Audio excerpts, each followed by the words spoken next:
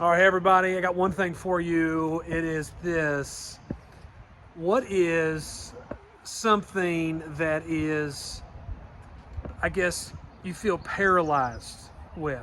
Or what is something that's happening where it's so big of a concept in your mind, or a project that just seems so huge that it's almost paralyzing, or a relationship where you feel like is not where it needs to be, but the thought of it becoming something that it should be, it's just, it seems impossible.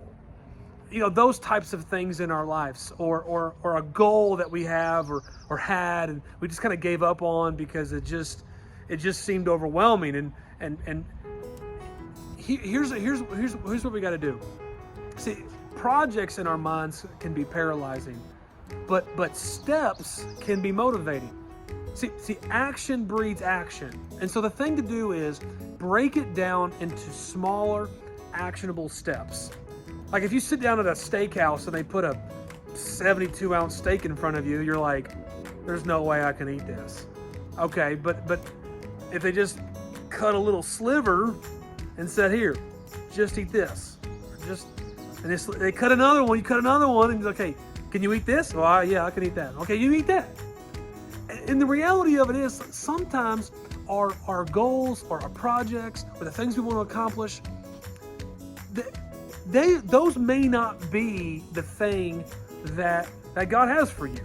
There may be a different thing out there. However, but if we don't start, we'll never end up at a result. We'll just be paralyzed in where we are. How often have you heard it? Somebody starting out in a career, or they got a degree for a career, and they thought they'd get this job, and all of a sudden 20 years later they're doing something they never thought they'd ever do. But they got there because they took steps, and over time the Lord just directed their steps and put them where He wanted them to be. So that's my encouragement for you today.